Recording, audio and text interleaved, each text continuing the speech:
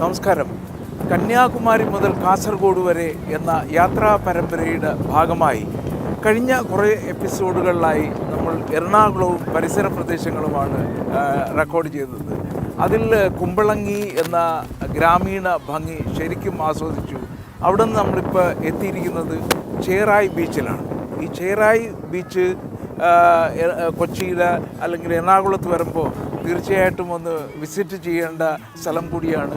Golden sand ബീച്ചാണ്. നമുക്ക് കാണാവുന്ന പോലെ ശരിക്കും ബീച്ച് സ്പേസ് ഉണ്ട്. ആൾക്കാർ രാവിലെ മുതൽ, ഞങ്ങൾ രാവിലെയാണ് എത്തിയിരിക്കുന്നത്. ഇന്നിവിടെ നല്ല ചൂടാണ്. രാവിലെ വന്നിട്ട് തന്നെ നല്ല ചൂടാണ്. പക്ഷേ ഇവിടെ വന്നു കഴിഞ്ഞാൽ ചേറായി ബീച്ച് ശരിക്കും നമുക്ക് എൻജോയ് ചെയ്യാൻ പറ്റിയ സ്ഥലമാണ്. അപ്പോൾ ഇന്നത്തെ കേരളത്തിൻ്റെ അതിമനോഹരമായ മറ്റൊരു എപ്പിസോഡിലേക്ക് എവരെയും സ്വാഗതം ചെയ്യുകയാണ്.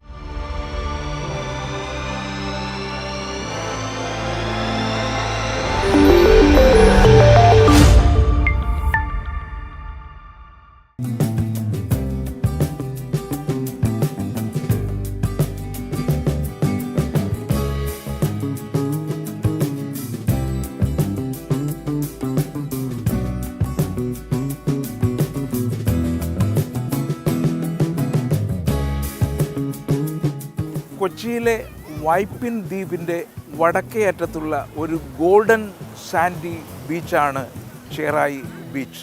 ഞങ്ങൾ നേരത്തെ പറഞ്ഞ പോലെ രാവിലെ വന്നപ്പോൾ ഇത്രയും ആൾക്കാരാണ് ഇവിടെ ഉള്ളെങ്കിൽ നമുക്ക് വൈകുന്നേരത്ത് വന്നു കഴിഞ്ഞാൽ കാണാൻ പോകുന്ന കാഴ്ച നമുക്ക് ഊഹിക്കാവുന്നതേ ഉള്ളൂ. ഇതിപ്പോൾ രാവിലെ ഞങ്ങൾ എത്തിയിരിക്കുന്നത് ഏതാണ്ട് 9:30 മണിക്കാണ്. അപ്പോൾ ആ സമയത്ത് തന്നെ ബീച്ചിൽ ഇത്രയും ആൾക്കാരെ കാണുന്നു എന്നുള്ളതാണ്. മാത്രമല്ല വളരെ നീറ്റായിട്ടുള്ള ബീച്ചാണ്. ഈ ചേറായി ബീച്ചിൻ്റെ മറ്റൊരു പ്രത്യേകത എന്ന് പറഞ്ഞു കഴിഞ്ഞാൽ, ഈ ചേറായി ബീച്ചിൽ വന്നു കഴിഞ്ഞാൽ നമുക്ക് 2 തരം ഹോളിഡേ ആസ്വദിക്കാവുന്നതാണ്. ഇതിനോട് അടുത്ത് തന്നെയാണ് കായലുമുണ്ട്. അപ്പോൾ നമുക്ക് ഈ തീരപ്രദേശത്തുള്ള ഈ സൈഡിലുള്ള നമുക്ക് ഇത് ആസ്വദിച്ച് കഴിഞ്ഞാൽ നമുക്ക് കായലിൽ പോയി അവിടവും നമുക്കൊരു പ്രത്യേകത ഉള്ള സ്ഥലം കൂടിയാണ്. മാത്രവുമല്ല, ഈ ചേറായി ബീച്ചിൻ്റെ ഒരു പ്രത്യേകത എന്ന് പറഞ്ഞാൽ നമുക്ക് കാണാൻ കഴിയുമല്ലോ, തിരമാലകൾ അത്ര ഹാർഡല്ല. ഈ അറബിക്കടലിൽ സാധാരണ പല സ്ഥലത്ത് പോകുമ്പോഴും തിരമാലകളെല്ലാം വളരെ ഹൈറ്റിലൊക്കെയാണ് വരുന്നത്. ഇത് ഈ ചേറായി ബീച്ചിൻ്റെ മറ്റൊരു പ്രത്യേകതയാണ്. ഇവിടെ വന്നു കഴിഞ്ഞാൽ നമുക്കങ്ങനെ അഗ്രസീവായിട്ടുള്ള വേവ്സ് ഒന്നും കാണാൻ കഴിയത്തില്ല. മറ്റൊരു കാര്യം എന്ന് പറഞ്ഞാൽ, ഇവിടെ വന്നു കഴിഞ്ഞാൽ നമുക്ക് ഭാഗ്യമുണ്ടെങ്കിൽ ഡോൾഫിനെ കാണാൻ പറ്റും. ഡോൾഫിൻ വരുന്ന ഒരു സ്ഥലം കൂടിയാണ്. ഇതിന്ന് നമുക്ക് മനസ്സിലാക്കേണ്ടത് ഭൂപ്രകൃതിക്ക് അനുസരിച്ചിട്ട് കടലിൻ്റെ സ്വഭാവവും മാറുന്നു എന്നുള്ളതാണ്. നമ്മളിപ്പോൾ കേരളത്തിൻ്റെ പല ഭാഗത്തും പോകുമ്പോൾ നമുക്ക് വിവിധ തരം ഭാഷാ ശൈലികൾ കാണുന്നത് പോലെ അവരുടെ സ്വഭാവത്തിലും ഉണ്ടാകുന്ന കുറേ വ്യത്യാസങ്ങളുണ്ടല്ലോ. അതുപോലെ തന്നെയാണ് ഈ ഭൂപ്രകൃതി മാറുമ്പോൾ കടലിൻ്റെ സ്വഭാവം മാറിയ കണക്ക് ഇവിടെ വളരെ ശാന്തമായ തിരമാലകളാണ്, ഗോൾഡൻ സാൻഡാണ്. ഈ നടപ്പാത കെട്ടിയിട്ടുണ്ട്. നല്ല ക്ലീനായിട്ട് സൂക്ഷിക്കുന്ന ഒരു ബീച്ച് കൂടിയാണ് ചേറായി ബീച്ച്.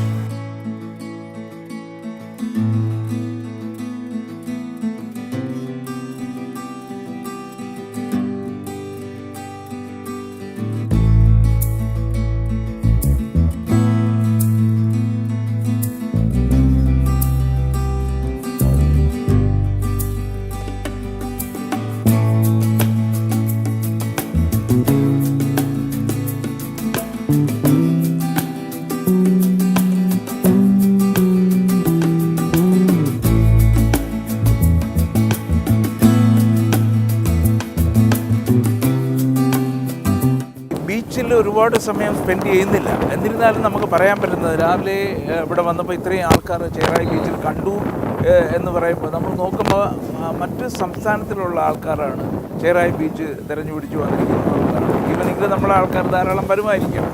ഞങ്ങൾ ഏതായാലും മറ്റൊരു ഡെസ്റ്റിനേഷനിലേക്ക് പോകുകയാണ്. കാരണം ഇപ്പോൾ ബീച്ചിൽ വരുമ്പോഴത്തേക്ക് അറിയാമല്ലോ, നല്ല കാറ്റ് ഉള്ള സ്ഥലമാണ്. അതുകൊണ്ട് തന്നെ നമ്മൾ ഓഡിയോയിൽ ഡിസ്റ്റർബൻസ് വരാനും സാധ്യതയുണ്ട്. ഏതായാലും കൊച്ചിയിലൊക്കെ വരുമ്പോൾ ഇത്തരം സ്ഥലങ്ങൾ കൂടി വിസിറ്റ് ചെയ്ത് കഴിഞ്ഞാൽ നമുക്ക് കൊച്ചി മാത്രം കുറച്ച് ദിവസം സ്പെൻഡ് ചെയ്യാം എന്ന് കൂടി പറയാനാണ് ഞാൻ ഈ അവസരം വിനിയോഗിക്കുന്നത്. നമ്മൾ ഇതുവഴി നെക്സ്റ്റ് ഡെസ്റ്റിനേഷനിൽ പോയിട്ട് അതുവഴി ആതിരപ്പള്ളി, അതുവഴി പാലക്കാട്, തൃശ്ശൂർ എന്ന് പോകണമെന്നാണ് ആഗ്രഹിക്കുന്നത്. ഏതായാലും നമുക്ക് അടുത്ത ഒരു ഡെസ്റ്റിനേഷനിലേക്ക് പോകാം.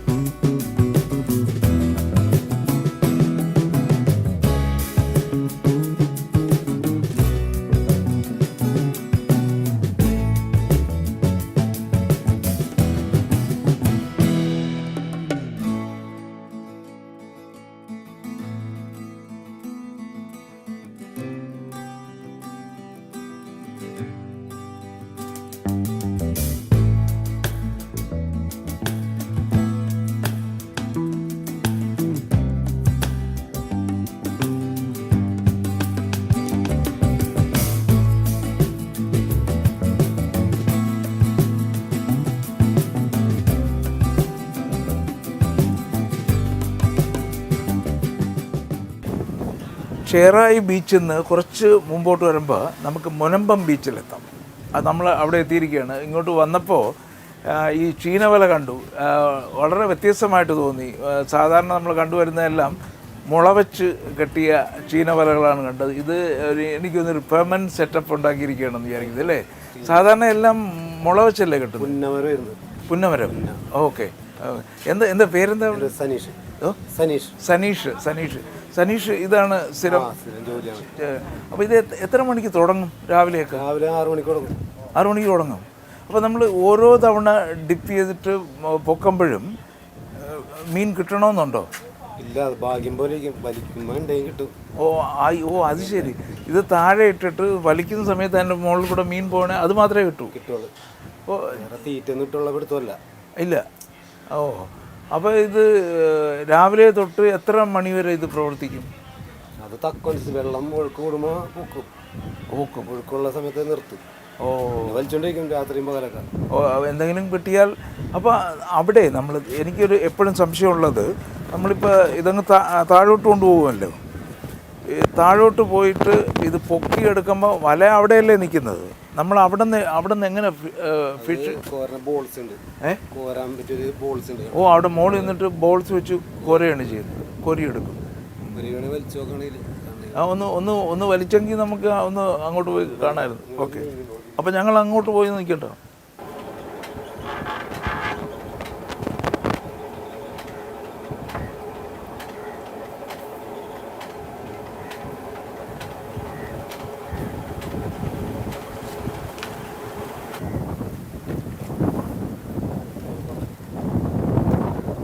ഇന്നിപ്പോൾ ഇവിടെ തന്നെ പറഞ്ഞത് ഇന്ന് കാറ്റ് കുറച്ച് കൂടുതലാണ്. അതുകൊണ്ടാണ് ഇങ്ങനെ സൗണ്ടെല്ലാം ഇതിൻ്റെ ഓഡിയോ റെക്കോർഡിംഗ് ഒക്കെ കുറച്ച് ബുദ്ധിമുട്ടായിട്ട് വരുന്നു. ഇവർ മീൻ അതിന്ന് കോരുന്നതാണ് കാണുന്നതേ. അതാണ് എനിക്കൊരു സംശയം ഉണ്ടായിരുന്നത്. എങ്ങനെയാണ് ഇവർ ഇതിൽ വന്നു കഴിഞ്ഞാൽ മീൻ എങ്ങനെ എടുക്കുന്നു എന്നുള്ളതേ. അതിപ്പം മനസ്സിലായി. അത്ര എളുപ്പമല്ല അന്ന് കോരിയെടുക്കുക എന്ന് പറയുന്നുണ്ടല്ലോ. ഓരോ തവണയും താഴത്തെയും ഉയരത്തെയും ചെയ്യുമ്പോൾ കിട്ടിയാൽ കിട്ടി, കുറച്ചേ ഉണ്ടെങ്കിലും അവർ പോയി കോരാൻ നോക്കണം. മീനൊന്നും കിട്ടിയില്ല.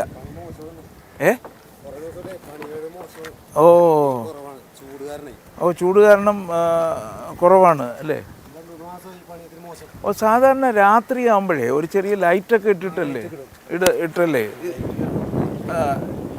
ഇത് ഞാൻ ആദ്യമായിട്ടാണ് കാണുന്നത്. മറ്റേ വേറൊരു മരമാണല്ലോ ഉപയോഗിച്ചുകൊണ്ടിരുന്നത്. സാധാരണ നമ്മൾ ബോട്ടിലും വള്ളത്തിലും ഒക്കെ പോകുമ്പോഴേ നമുക്ക് മീൻ എവിടെ നിന്നെങ്കിലുമൊക്കെ പിടിച്ചുകൊണ്ട് വരാമെന്ന് വിചാരിക്കും. ഇത് ഒരു സ്ഥലം തന്നെയാണല്ലോ. ആ സമയത്തുണ്ടെങ്കിൽ കിട്ടും. ഇതിപ്പോൾ 2 പ്രാവശ്യം ഇട്ടിട്ടും ഒന്നും കിട്ടിയില്ല. ഈ ബോക്സിലുള്ളത് ഇന്ന് രാവിലെ തൊട്ട് വലിച്ചു. അയ്യോ, ഇത്രേ കിട്ടിയുള്ളൂ. മീൻ പിടയ്ക്കുന്നുണ്ട് കേട്ടോ. ഇപ്പോഴും എല്ലാം പിടയ്ക്കുന്നുണ്ട്. നമ്മൾ ഈ ചീന വലകളൊക്കെ കാണുമ്പോൾ വിചാരിക്കുന്നത് ഓരോ തവണ ഇത് താഴ്ത്തുമ്പോഴും നിറയെ മീനുമായിട്ടാണ് വരുന്നതെന്നാണ് പുറത്തുനിന്ന് പോകുമ്പോൾ നമ്മൾ കാണുന്നതേ. പക്ഷേ ഇത് ശരിക്കും അധ്വാനമാണ്. ഇത്ര രാവിലെ തൊട്ട് വർക്ക് ചെയ്തിട്ട് ഇത്ര മീനേ കിട്ടിയുള്ളൂ. ഇത് പെട്ടെന്ന് രാവിലെ വരുമ്പോൾ കുറേ അധികം കിട്ടുന്ന സമയമുണ്ടോ? ഉണ്ടല്ലേ? അത് ആ സമയത്ത് ഫിഷിങ്ങോട്ട് കയറി പോകുന്ന സമയമൊക്കെ ആയിരിക്കും അല്ലേ? ചൂട് കാലം ചൂട്. ഓ, അപ്പോൾ അത് ഇങ്ങോട്ടുള്ള വെള്ളത്തിന് ചൂട് കൂടുതലായിരിക്കും, കുറച്ചുകൂടെ ഉള്ളിൽ തണുപ്പ് കൂടുതലായിരിക്കും. അപ്പോൾ അതുകൊണ്ട് ഫിഷെല്ലാം അങ്ങോട്ട് പോകും, പുറത്തോട്ട് പോകുന്നതാണ്. ഓ അങ്ങനെയാണ്. അപ്പോൾ ഇത് ഇങ്ങനെ കറങ്ങി ദ്വീപായിട്ട് കിടക്കുകയാണ്. മഴയൊക്കെ പെയ്ത് കഴിയുമ്പോൾ നമുക്ക് ഇത് കിട്ടും. ആ അപ്പുറത്ത് കാണുന്ന അത് ഏത് സ്ഥലമാണ്? അത് മുനക്കൽ ബീച്ച്, തൃശ്ശൂർ ജില്ലയാണ്. ഓ, നമ്മളിപ്പോൾ നിൽക്കുന്നത് എറണാകുളത്താണ്. ആ കാണുന്നത് തൃശ്ശൂർ ജില്ലയാണ്. ആ കാണുന്നത് അതാണ് ഇവിടുത്തെ മറ്റൊരു പ്രത്യേകത. അപ്പുറവും ഇപ്പുറവും ആണല്ലേ. വേറെ വോട്ടിങ് എല്ലാം വ്യത്യാസം അല്ലേ, വോട്ടിങ് നേതാവെല്ലാം വ്യത്യാസമാണ്. പക്ഷേ അവിടെയൊക്കെ പൈപ്പിട്ട് ചെയ്തു തുടങ്ങിയിരിക്കുന്നു അല്ലേ. ഇപ്പോൾ ഇവിടെ മൊത്തം പൈപ്പാണ്. പൈപ്പ് ഞാൻ അങ്ങനെ ആ സൈഡിലൊന്നും കാണാറില്ലായിരുന്നു. കൊച്ചിയിലൊക്കെ ഇപ്പോഴും മരത്തിൻ്റെ തന്നെയാണ് ഉപയോഗിക്കുന്നത്. ഏതായാലും ഇപ്പം എത്ര വൈകുന്നേരം വരെ ഇങ്ങനെ ചെയ്തുകൊണ്ടിരിക്കുമോ? കിട്ടിയില്ലെങ്കിൽ ഇല്ല, അങ്ങനെയാണ്. ഓ അങ്ങനെ കിട്ടും. ഇത് ഇത്രയും നമ്മൾ വലിച്ചിട്ടും 10 മീനും കിട്ടുന്നില്ലെന്ന് പറഞ്ഞാൽ ഒരു കൈ കയറാണ്ടാവുള്ളൂ. അത് അത്രയേ ഉള്ളൂ. ഒരു ഒറ്റ വലിക്ക് ഉണ്ടാവും. ഓ, ഏതായാലും വളരെ സന്തോഷം. കാണാം കേട്ടോ. Thank you.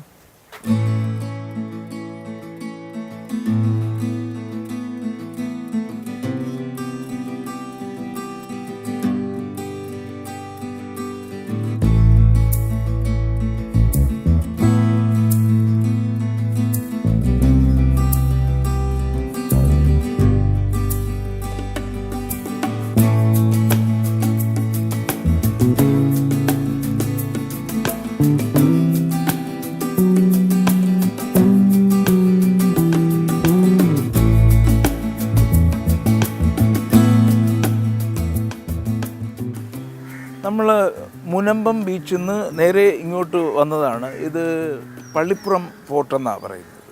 ഇത് പോർച്ചുഗീസുകാർ 1503 നിർമ്മിച്ച പോർട്ടാണിത്. ഇതിൻ്റെ പ്രത്യേകത എന്ന് പറഞ്ഞാൽ ഇന്ത്യയിലെ ആദ്യത്തെ പോർട്ടാണ്. പോർച്ചുഗീസുകാർ ആദ്യമായിട്ട് നിർമ്മിച്ചതാണ് 1503. നമ്മൾ ഇത്തരം നിർമ്മിതികളൊക്കെ നോക്കുമ്പോൾ ഇതിൻ്റെ കൺസ്ട്രക്ഷൻ എന്ന് പറയുന്നത് നമ്മളുടെ സാധാരണ ഇവിടെ ഉള്ള ഒരു വാസ്തുവിദ്യയിലല്ല അവർ ചെയ്തിരിക്കുന്നത്. ഇത് ഒരുപാട് സൈഡുകളുണ്ട്. 4 സൈഡൊന്നും അല്ലല്ലോ, 6 8 സൈഡുള്ള കണക്കാണ് അവർ കെട്ടിയിരിക്കുന്നത്. നമുക്ക് കാണാം ഇവിടെ നിന്ന് നോക്കിക്കഴിഞ്ഞാൽ എപ്പോഴും നമ്മൾ നോക്കുമ്പോൾ ഒരു വിദേശ അധിനിവേശം ഉണ്ടായ സമയം നോക്കുമ്പോൾ എല്ലാം അവർ ഇത്തരം കോട്ടകൾ കെട്ടുന്നതെല്ലാം കടലിനോടോ കായലിനോടോ ചേർന്നിട്ടുള്ളതായിരിക്കും. അപ്പോൾ കായലാണെങ്കിൽ തന്നെയും അതിനൊരു കണക്ഷൻ കടലിലേക്ക് കിട്ടുന്ന രീതിയിലാണ് അവർ ചെയ്തു വെച്ചിരിക്കുന്നത്. ഇവിടെയും അങ്ങനെ തന്നെ ചെയ്തിരിക്കുന്നത്. ഇവിടെ നിന്ന് ഇറങ്ങിക്കഴിഞ്ഞാൽ കായൽ വഴി നമുക്ക് കടലിൽ കണക്ട് ചെയ്യാൻ പറ്റുന്ന രീതിയിലുള്ള സ്ഥലങ്ങളാണ്.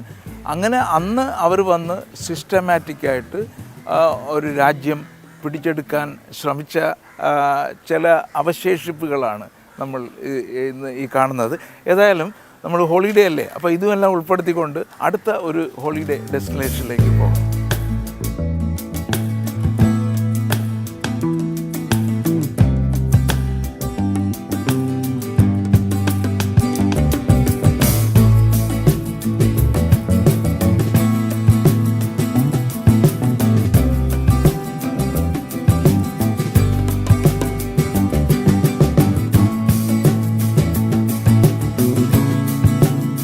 നമ്മളിപ്പോൾ എത്തിയിരിക്കുന്നത് പറവൂർ സിനഗോഗാണ്. കേരളത്തിൽ അവശേഷിക്കുന്ന ഏറ്റവും വലിയ സിനഗോഗുകളിൽ ഒന്നാണ് ഈ പറവൂർ സിനഗോഗ്. ജൂത സമൂഹത്തിൻ്റെ ചരിത്രം പറഞ്ഞു കഴിഞ്ഞാൽ അവരിങ്ങനെ എങ്ങും രാജ്യമൊന്നുമില്ലാതെ ഇങ്ങനെ പലായനം ചെയ്തുകൊണ്ടിരുന്നപ്പോൾ അഭയം കൊടുത്തത് യഥാർത്ഥത്തിൽ ഇന്ത്യയാണ്, കേരളത്തിലാണ് കൂടുതൽ ആൾക്കാരും വന്ന് തങ്ങിയത്. കൊടുങ്ങല്ലൂരും കൊല്ലത്തുമൊക്കെ ആയിരുന്നു. കൊടുങ്ങല്ലൂർ ഒരു വലിയ വെള്ളപ്പൊക്കം വന്നതിന് ശേഷമാണ് ധാരാളം ജൂതന്മാർ ഈ പറവൂരിൽ വന്ന് താമസിക്കുകയും ഇത് 1165 ഇത് നിർമ്മിച്ചത്. പിന്നെ അതിനുശേഷം അവർ പുനർനിർമ്മാണം നടത്തിയിട്ടുണ്ട്. 1948 ഇസ്രയേൽ രാജ്യം രൂപീകരിച്ചപ്പോൾ ഈ ജൂതന്മാരെല്ലാം തിരിച്ചു പോയി തുടങ്ങി, അവരുടെ രാജ്യത്തേക്ക് പോയി തുടങ്ങുകയും 1950 ഒട്ടുമിക്ക ആൾക്കാരും പോവുകയും ചെയ്തു. ഇവരുടെ ആരാധനാലയം പ്രവർത്തിക്കണമെങ്കിൽ ഒരു മിനിമം 10 പേരെങ്കിലും ഉണ്ടാവണം എന്നുള്ള ഒരു നിയമമുണ്ട്. 1988 ആ 10 പേര് തികയാത്തത് കൊണ്ട് അന്ന് തൊട്ട് ഇവിടുത്തെ ആരാധന ക്രമങ്ങൾ നിർത്തുകയും ഇപ്പോൾ ഇതൊരു മ്യൂസിയമായിട്ടാണ് ഉപയോഗിക്കുന്നത്. നമ്മൾ ഈ കെട്ടിടം നോക്കിയാൽ തന്നെ നമുക്ക് കാണാൻ പറ്റും, ഇതൊരു പ്രത്യേക ശൈലിയാണ്. ഇത് അവരുടെ ഇസ്രയേലിൻ്റെ ഒരു ശൈലിയും കേരളത്തിൻ്റെ ഒരു ശൈലിയും ചേർത്ത് നിർമ്മിച്ചിരിക്കുന്ന ഒരു കെട്ടിടമാണ് ഈ ഫറവൂർ സിനഗോഗ്. ഏതായാലും ഈ ഏരിയയിൽ വരുമ്പോൾ ഇത് ഒന്ന് വിസിറ്റ് ചെയ്യേണ്ട സ്ഥലം തന്നെയാണ്. കാര്യം നമ്മളെ ചരിത്രത്തിൽ ഒരുപാട് കാര്യങ്ങൾ നടന്നിട്ടുണ്ട്. അത് നമുക്കൊരു പക്ഷേ ഇവിടെ വരുമ്പോൾ കാണാൻ കഴിയും. ഏറ്റവും കൂടുതൽ ക്രൂശിക്കപ്പെട്ട ഒരു സമൂഹമാണ് ഈ ജൂത സമൂഹം എന്ന് നമ്മൾ പല സ്ഥലത്തും വായിച്ചിട്ടുണ്ട്. അവരിങ്ങനെ എങ്ങും താമസിക്കാൻ സ്ഥലമില്ലാതെ ഓടി നടന്ന ആൾക്കാരാണ്. അവരുടെ കേരളത്തിൽ വന്നതിൻ്റെ ഒരു അടയാളം കൂടിയാണ് ഈ കാണുന്ന പറവൂർ സിനഗോഗ്.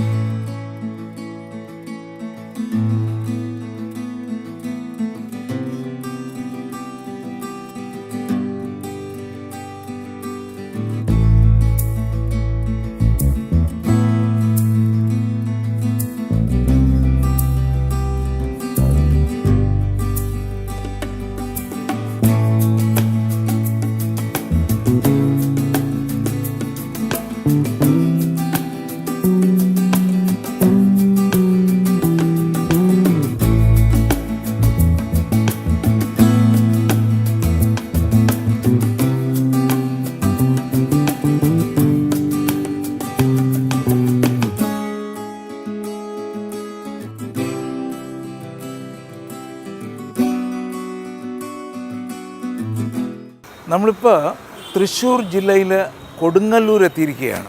കൊടുങ്ങല്ലൂർ വരുമ്പോൾ ഇവിടുത്തെ ഏറ്റവും വലിയ പ്രത്യേകത എന്ന് പറഞ്ഞത് കൊടുങ്ങല്ലൂർ ചേരമാൻ പെരുമാൾ ജുമാ മസ്ജിദാണ്. അതാണ് ഈ പുറകിൽ കാണുന്നത്.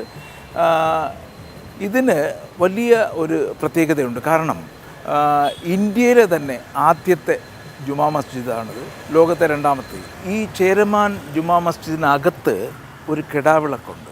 ആ കിടാവിളക്കിലാണ് ആൾക്കാർ നേർച്ച ആയി എണ്ണ കൊടുക്കുന്നതാണ് ഇവിടുത്തെ ഒരു പ്രധാന നേർച്ച. മാത്രമല്ല, ഈ നമ്മളുടെ കുട്ടികളെയൊക്കെ എഴുത്തിന് ഇരുത്തുന്ന സമയമുണ്ടല്ലോ, പൂജയുടെ സമയത്ത്, ആ എഴുത്തിന് ഇരുത്തുന്ന സമയത്ത് ഇവിടെ ജാതി മത ഭേദമന്യേ ആൾക്കാർ വന്ന് ഇതിൻ്റെ എഴുത്തിന് ഇരുത്താറുണ്ട് എന്നുള്ളതും ഈ ജുമാ മസ്ജിദിൻ്റെ ഒരു പ്രത്യേകതയാണ്.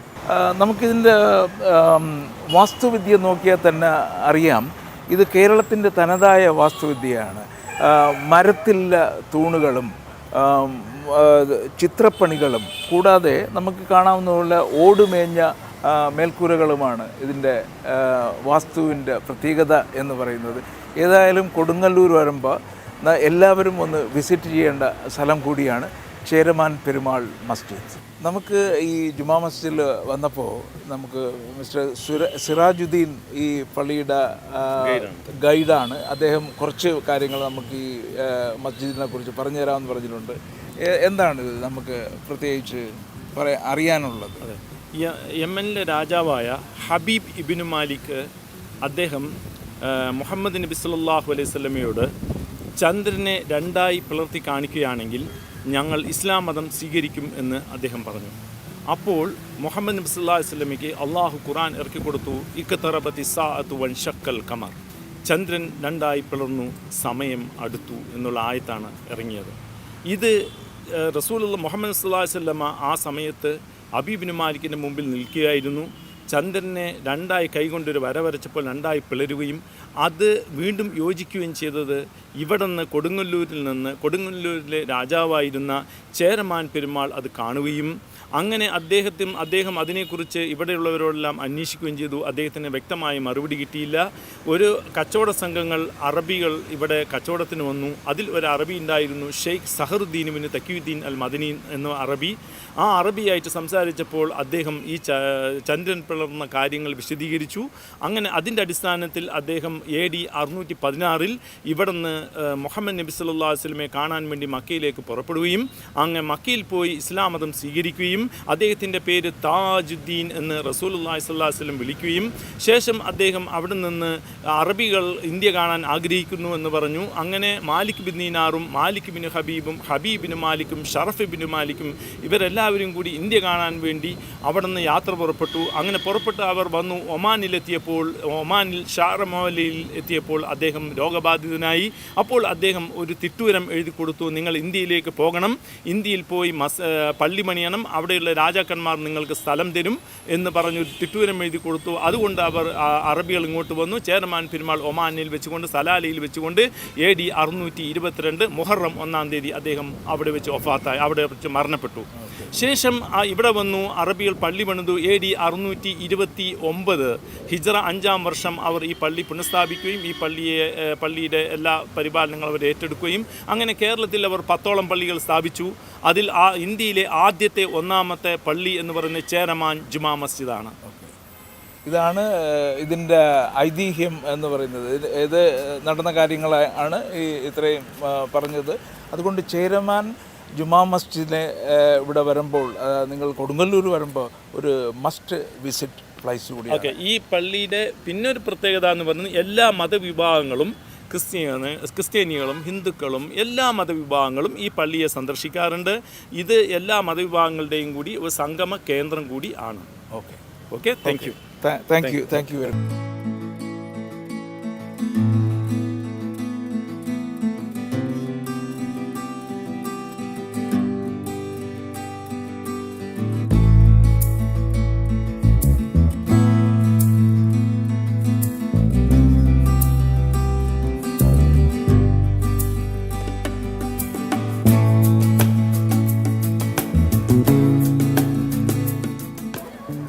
കൊടുങ്ങല്ലൂർ ജുമാ മസ്ജിദിൽ നിന്ന് ഞങ്ങൾ ഇറങ്ങി ഒരു 5 മിനിറ്റ് മുമ്പോട്ട് വന്നപ്പോഴാണ് കൊടുങ്ങല്ലൂരിലെ ഭദ്രകാളി ക്ഷേത്രം.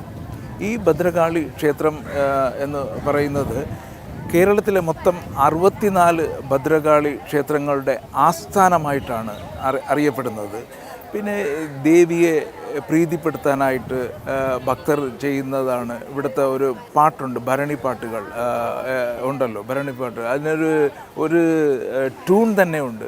താനാരോ തന്താനോ തര താനാരോ തന്താരോ, ഇങ്ങനെ തുടങ്ങി പാടുന്ന പാട്ടുകളാണ് ഇവിടുത്തെ ഭക്തർ ദേവിയെ പ്രീതിപ്പെടുത്താനായിട്ട് ഗ്രൂപ്പായിട്ട് നിന്ന് പാടുന്ന ആ പാട്ടുകളെന്ന് പറയുന്നത് ഈ കൊടുങ്ങല്ലൂർ ചുറ്റുപ്രദേശത്തും മുമ്പുണ്ടായിരുന്ന ആചാരങ്ങൾ എടുത്ത് പറയുന്ന ഒരു വാക്കുകൾ കൂടിയാണ്, ആ കവിതകൾ കൂടിയാണ് ആ ഒരു ഭരണിപ്പാട്ടിൽ ഇതിൽ ഉൾപ്പെടുത്തിയിരിക്കുന്നത്. കൊടുങ്ങല്ലൂർ ഈ ഭദ്രകാളി ക്ഷേത്രത്തിലെ ഉത്സവം എന്ന് പറയുന്നത് മാർച്ച് ഏപ്രിൽ മാസങ്ങളിലാണ് നടക്കുന്നത്. മാത്രവുമല്ല, നമുക്കിപ്പോൾ കാണുന്നത് പോലെ ഈ 4 ചുറ്റാകെയും കാണുന്ന ആലുകളില്ലേ, ഈ ആലുകൾ എന്ന് പറയുന്നത് ഇതൊരു തണൽ മരമാണല്ലോ. അപ്പോൾ ആ ഉത്സവത്തിനൊക്കെ വരുമ്പോൾ ആൾക്കാർ വിരി വെച്ച് ഇതിൻ്റെ ആൽമരത്തിൻ്റെ താഴെയാണ് താമസിക്കുന്നതെന്നും കേട്ടിട്ടുണ്ട്. പിന്നെ ഇവിടുത്തെ നമുക്കിപ്പോൾ കാണാവുന്നത് പോലെ വളരെ പഴക്കമുള്ള ഒരു വാസ്തുവിദ്യയാണ്, കേരളത്തിൻ്റെ തനതായ വാസ്തുവിദ്യയാണ് ഇവിടെ ഉപയോഗിച്ചിരിക്കുന്നത്. നമുക്ക് ഈ ബിൽഡിങ്ങുകളെല്ലാം, കുറേ ബിൽഡിങ്ങുകളെല്ലാം അതേപോലെ തന്നെ പ്രിസർവ് ചെയ്തിരിക്കുന്നതായിട്ടും കാണാം. മാത്രമല്ല വലിയ ചുറ്റുമതിലുകളും വലിയ ആൽമരങ്ങളുമാണ് ഈ അമ്പലത്തിൻ്റെ കോമ്പൗണ്ടിലുള്ള വലിയ ഒരു പ്രത്യേകത എന്ന് പറയുന്നത്. നമ്മൾ കൊടുങ്ങല്ലൂർ എന്ന് പറയുന്ന സ്ഥലം ശരിക്കും ഒന്ന് എക്സ്പ്ലോർ ചെയ്യേണ്ടതാണ്. ചരിത്രത്തിൻ്റെ ഉറവിടം എന്ന് തന്നെ പറയാം, കേരള ചരിത്രത്തിൻ്റെ ഉറവിടം എന്ന് തന്നെ വേണമെങ്കിൽ പറയാം. ഇപ്പോൾ ചേരമാൻ പെരുമാളിൻ്റെ കഥകളും എല്ലാം ആയിട്ട് ബന്ധപ്പെട്ട് കിടക്കുകയാണ് ഇവിടുത്തെ ഈ അമ്പലവും മസ്ജിദും തുടങ്ങി മറ്റ് പല കാര്യങ്ങളും നമുക്കിവിടെ വന്നു കഴിഞ്ഞാൽ ചരിത്രത്തെക്കുറിച്ച് പഠിക്കാൻ താല്പര്യമുള്ളവർക്കും ഈ അമ്പലത്തിൽ വന്നു കഴിഞ്ഞാൽ നമുക്ക് കൂടുതൽ കാര്യങ്ങൾ കേരളത്തിൽ അന്ന് നടന്നിട്ടുള്ള കാര്യങ്ങളെക്കുറിച്ചിട്ടൊക്കെ നമുക്ക് അറിയാൻ കഴിയുമെന്നുള്ളതാണ് ഈ അമ്പലത്തിൻ്റെ മറ്റൊരു പ്രത്യേകത. ഏതായാലും ഞങ്ങൾ അടുത്ത ഒരു ഡെസ്റ്റിനേഷനിലേക്ക് പോവുകയാണ്. ചാലക്കുടി വഴി പോകാനാണ് ശ്രമിക്കുന്നത്. ഏതായാലും കേരളത്തിൻ്റെ മറ്റൊരു മനോഹരമായ ദൃശ്യ വിസ്മയം കാണാൻ ഒരുങ്ങും.